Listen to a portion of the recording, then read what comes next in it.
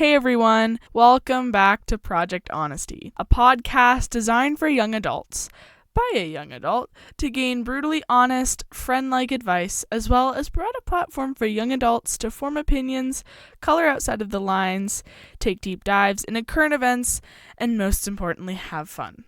This is Project Honesty, navigating reality with real conversations and diverse opinions.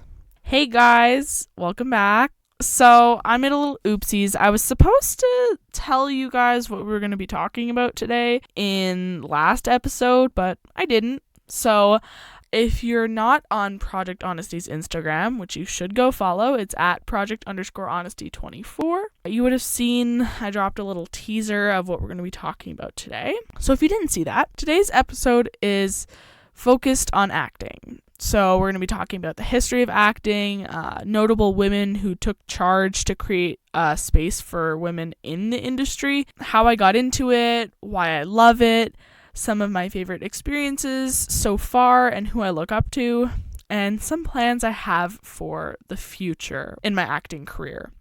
Now, I'm going to make a quick note. Even though I identify as a woman, and I will be talking about women who created this path for women in the industry, I will not refer to myself or them as actresses. I will refer to them as actors. I don't see why I can't. I know that actor was traditionally the title given to male performers, but I think that moving forward, we should all use the term actor because we're all actors. Acting has no gender. Giving it that different name just because of a gender is ridiculous to me.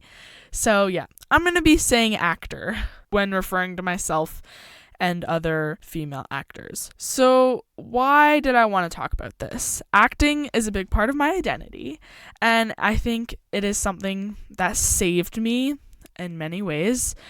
I found that it keeps me on my toes, and it's a great creative outlet that I actually enjoy pursuing. I also like acting because I like that I get to promote inclusion, but also normalize diversity. Diversity has been lacking in the acting industry since it started and is something that as a society and as actors we've been working towards, but I still think needs a lot of improvement. That is a main reason why I wanted to do this episode, but also that's also why I pursue acting. How did I even get into acting? It's kind of an oddball career, and I haven't been doing it for the longest time, but a big part of the foundation of my career and my passion is being a dancer. From the age of, 4 or 5, I think, I was an Irish dancer. I danced for 6 years. I fell in love with the stage, and I found fulfillment and enjoyment when I was on stage. And dance, just like acting, tells stories through movement, and I really fell in love with that. Now, after 6 years of dance, I did decide to move on. I did rugby for 2 years, and then that got cut off by COVID. And I think in the middle of COVID, I discovered my love for the stage again and how I get to meet people through that and being on stage. And so it led me to the curiosity of how I could pursue acting. Now, acting has always been on my mind. As a dancer, you think about it. And I feel like a lot of people think about acting because actors appear in our everyday life, commercials, TV shows, movies, things like that. And so I think it's a thought that comes to a lot of people's minds. But the one thing is, I wasn't even sure it was possible to pursue an acting career. Like, who does that? And the people pleaser in me wanted my career choice to impress people. So I would always say, I want to be a neurosurgeon or I want to be a corporate lawyer. Like, huh? If you guys know me, I don't do math very well. So I don't even know what I was thinking there. So I think I was just chasing that high socioeconomic status, but not really focusing on what I loved. And what I loved was performing. And so I had to push past the people pleaser in me and really focus on my passion. why am I so passionate for acting? Why do I love it so much? I find that it gives me a lot of confidence as a person. I think that my mom especially can speak to this. The confidence performing gives you in your everyday life, whether it comes to public speaking, presentations, or just general interactions you have with people, it makes you a lot more confident in yourself. Getting up on stage in front of hundreds of people, doing whatever is terrifying. And so I think that when you do it so often, it really builds a confidence within you and your ability to interact with people you don't know. I also find that acting gives me an outlet to challenge societal norms. As a woman, there is a lot of expectations placed on you, and there's a lot of things that you have to live up to according to society. And so I find that in roles that you kind of have a little bit more freedom with, I like to challenge those norms within that character, but still stay in character, obviously. I don't like to perpetuate those societal norms because I find they have a negative impact on mental health. Another big part of the acting community that I enjoy, and it's something that also gives you a lot of confidence, is your interactions with people. Most of the shows you do will be with a completely different cast every time. It's very rare that every show is the exact same cast and exact same people. So you get to interact with a lot of people from a lot of different backgrounds with very unique skill sets. And so coming together and forming those friendships and that community with those people is really something I enjoy. And connecting with those people especially is something that's actually vital just for my social life. You got to talk to people, you know, and I find acting has connected me to a lot of the friends I have now, and I cannot wait to connect with more people on the next show that I'm doing. I've said this before, it's a lot of fun. It's so much fun. But acting is hard work. It's not only emotionally challenging, it's mentally challenging, it's physically challenging. I can speak to the physically challenging part. The most recent show I did had a lot of stage combat in it, like pretty much every scene was stage combat, so a lot of choreo. That can be emotionally demanding, especially when you have to memorize that choreo on top of lines. It's physically demanding at times where you're fake fighting people with a sword for hours on end, sometimes double shows for a day, and it's crazy. It's something that demands all of your time as well.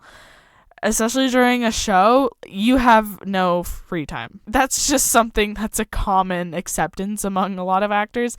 You don't have any time to do anything, but you're doing what you love.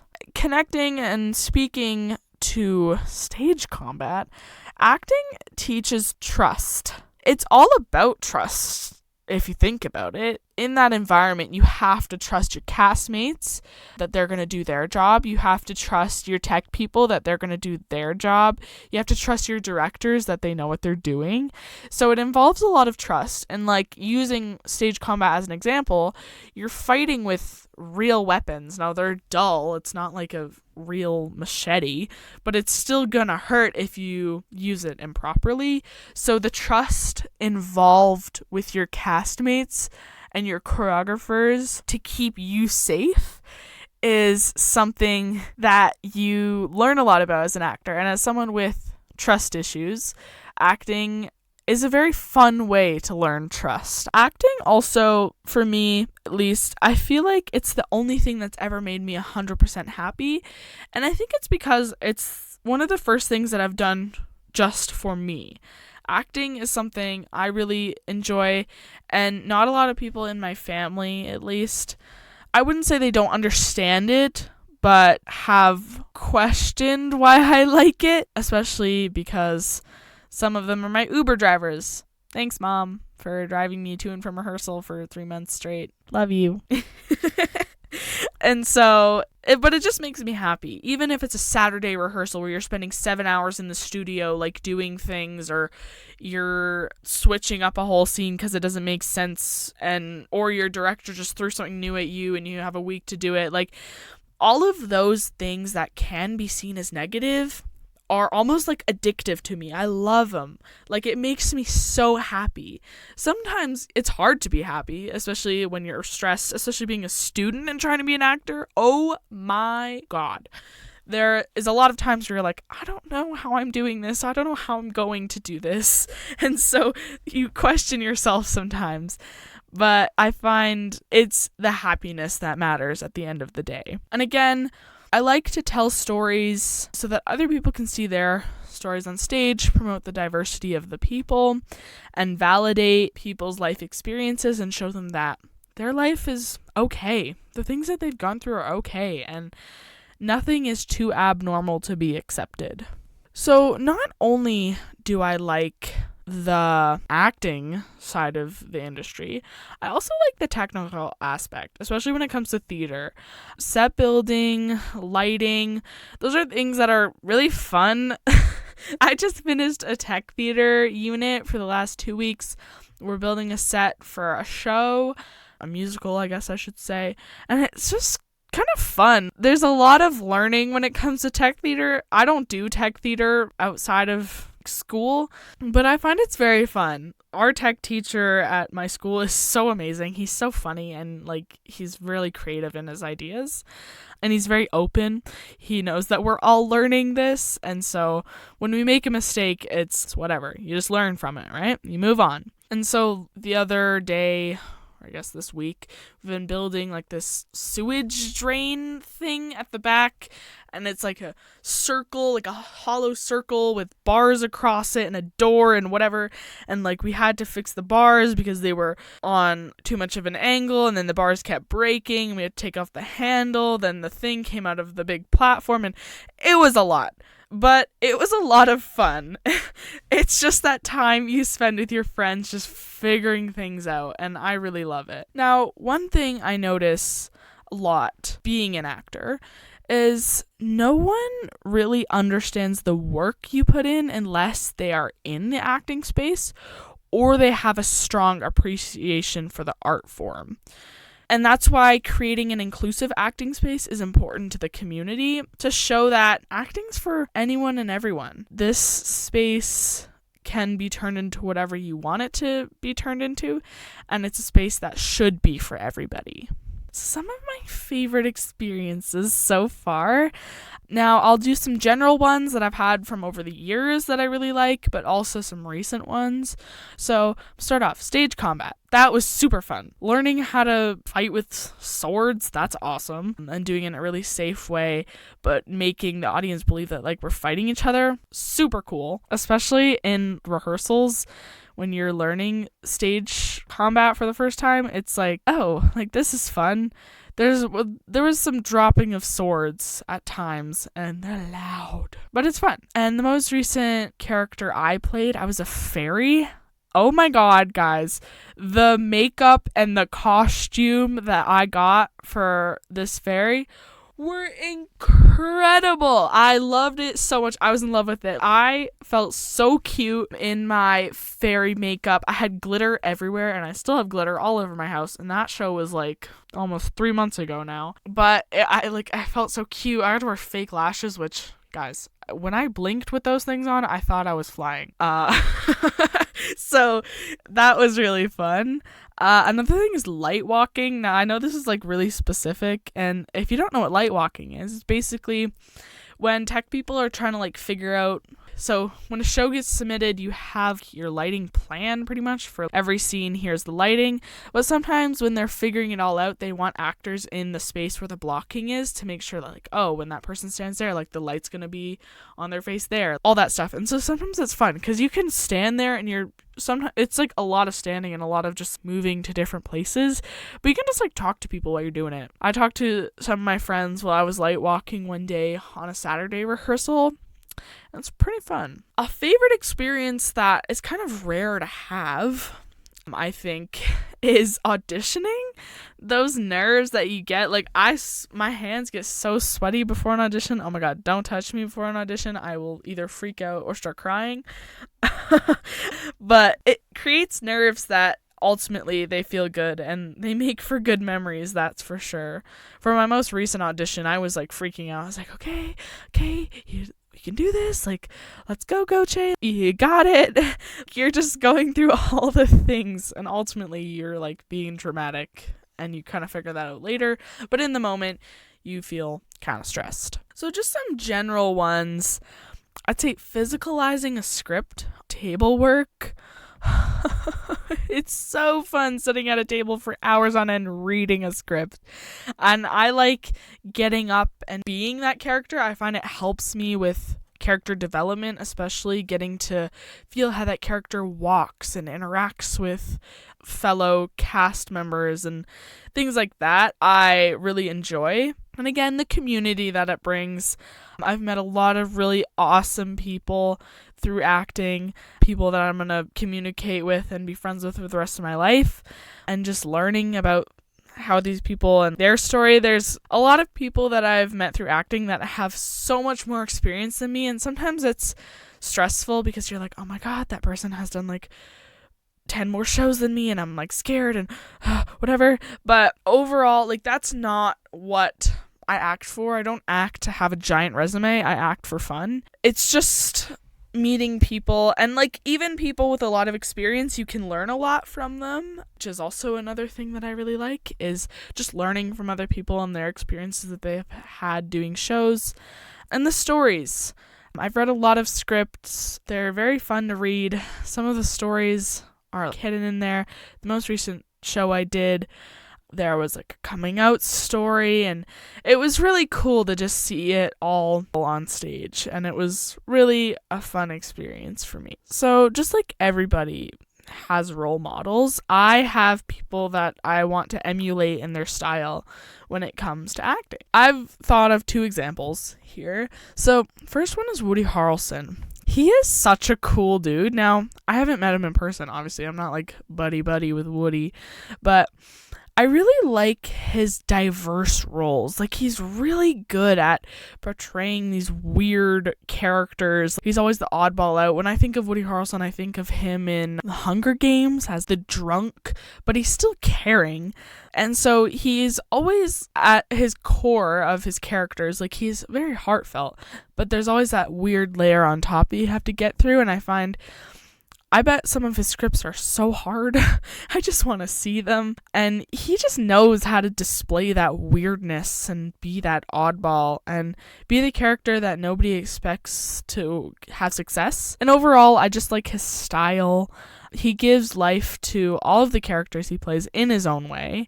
And I want to embody and emulate his style and how he portrays all these weird characters. Looking at a female that I look up to America Ferrera. Oh my god, this woman is incredible. Her delivery on screen is so powerful, and she's so confident, and I'd say she's such a girl boss. She's confident in the acting space and on screen, but she's also confident outside of that space. She knows who she is. She's sure of herself.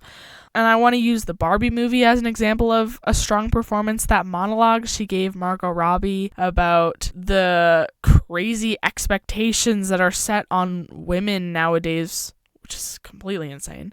Her delivery is so communicative, and it really puts the message out there. Like, we get it, America.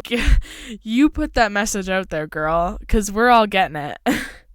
She's also a master of monologues, if you didn't already know. In the Barbie movie, her monologue was really great, but also in Superstore, her monologue was really... Superstore or Cloud9? One of those. Her monologue about being a stressed out mom or something is really powerful. Speaking of women in the acting industry, who even created this path for people like America and people like me to even have that option to pursue acting? So a little bit of history. The first motion picture film was believed to be created in 1888. But the first woman that was believed to be involved in a film was not until 1896. And her name is, I might butcher her last name, but I read it as Alice Guy Blanchet. She really started the path for women to be in motion picture films. Another woman, so she was the first woman in Hollywood. She created the foundation for women in the acting industry. She's a Canadian-American stage performer and a film actor, and her name is Florence Lawrence. Great name, by the way. That's incredible. So she was one of the first notable women in Hollywood, and she really showed other women that it's okay that all of these men are here. You can be here too, and you have a space here. Some other women who built a space for people like me and America, especially in Hollywood. Now, I'm not in Hollywood, but America Ferrera is. Not only as actors, but as directors. So Mary Pickford, she's known as America's sweetheart. Frances Marion, she's one of the highest paid screenwriters of her time. Dorothy Emma Arzner, she was a successful director, but she was also a member of the LGBTQ community. Her wife was a choreographer in Hollywood as well, so she was one of the first LGBTQ and female directors in Hollywood. So speaking around that inclusion again, genres that are typically male dominated, like action movies, women only really became popular in action movies around the 70s. Pam Grier was one of the first female superheroes, and she really led that way for women who wanted to have that badass character to look to and emulate. So feminism has definitely had an impact on the acting industry, again, in the 70s. So that was when the second biggest wave of feminism hit. In the film industry, there was something called the feminist film theory. Dartmouth University explains this as borrowed ideas about vision and sexual difference from psychoanalysis, with a view to shedding light on the part played by gender in spectatorship in cinema. So, kind of to simplify that, the feminist film theory started the general conversation around gender, sexuality, and political aspects of film and women in the film industry in the early 70s. Another person and another woman that we all know of, or at least we should, is Betty White. She really paved a way for women to get awards. She was the first woman to get an Emmy nomination, the first woman to star in a sitcom, the first woman to produce a TV show broadcasted on national television, as well as the first producer to hire a female director. So she did a lot of things that were outside the box and challenged societal norms. R.I.P. Betty White, by the way. She was such a girl boss. Moving on to TV shows, the first African-American woman to be on TV was Ethel Waters. That was in, I think, the 60s or the 70s, which, first of all, way too late. If the film industry started in the 1800s, and the first African-American person to be featured on a TV show was in the 60s and 70s, that's a little bit of a problem. And that still is occurring in society and the industry. Another woman is Hattie McDaniel. She was the first woman of color to ever win an Oscar. That is something that paved the way for women of color to find their space within the acting industry and have the belief within themselves that they can do it. Another woman of color, Ava DuVernay, I think is how I say her name. I don't know. I might have butchered that. She was the first woman of color to direct a film with a budget of over $100 million. That's a lot of money. She paved the way in the technical aspect that she made the space for women of color in the directing and producing side of major films. And speaking of current events, Lily Gladstone was the first Indigenous woman to be nominated for an Oscar. That's a pretty incredible achievement to have. And that was just this year. It's 2024. And just now, the first Indigenous woman was nominated for an Oscar, and I believe she won, actually.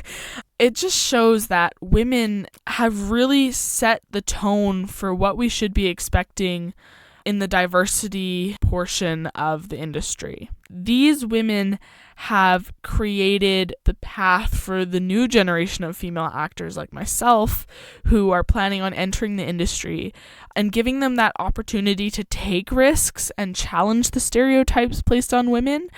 based on their gender, their sexual orientation, or their race. There are some really important women that I take into account when I reflect on why I do what I do. So what are my plans for the future? In my wildest dreams, and I'm really going to try to make this happen, is after high school, I want to move to LA. I know I'm going to have to work many jobs to just afford to live in LA, but it's something that I really want to do.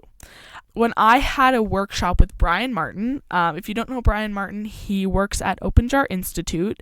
He was on Some Like It Hot on Broadway, and his opening debut on Broadway was Mrs. Doubtfire.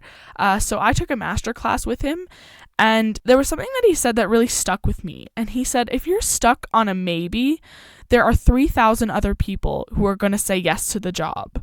So don't wait to pursue what you love, because someone else is going to make the move before you do. You really have to commit. Now, sometimes some people think it's crazy. They're like, don't you want to go to post-secondary? Don't you want to do this? Like, shouldn't you put school first? Or, oh my God, you're going to move so far away. Yes, because I want to be those 3,000 other people that are going to say yes to the job. And you got to get out there. It's hard work. Some people are going to say it's impossible to live in LA and try to be an actor. I'm glad those people have that opinion, but I don't agree with it. I believe that if it's my dream, I can chase it. Again, speaking about Brian, he shared his story with us about how he moved to New York and he worked tirelessly for his dream. He was like, I was cleaning people's toilets. I was doing anything that I could to pay my rent. And sometimes he was couch surfing. And that's what it takes. You have to be able to work to get what you want. Another plan of mine is I want to listen to myself, and I want to be able to believe in myself and believe that I have the confidence required to get the job. Being an actor and taking all these big risks financially, emotionally, and physically is something that demands confidence in yourself and other people, and overall just hard work. That's life's purpose. Life's purpose, to me at least, is to live life every day working towards your goal. And if my goal is an actor, then this is what I gotta do. Conclusion: chase your dreams. At the end of the day, it's going to be very rewarding. With all the blood, sweat, and tears, you're going to get the reward you want. Reflecting on everything that I've mentioned, I just want to say that I'm thankful for the opportunity to pursue what I love. A lot of people don't get that opportunity, and so I'm very grateful to have that. Thank you guys so much again for listening to another episode of Project Honesty. You can find the podcast on Spotify at Project Honesty or on YouTube at Project_Honesty. And for updates, you can head over to Project Honesty's Instagram. It's Project_Honesty24. We'll post some more updates on there. Thank you so much for listening. Bye-bye.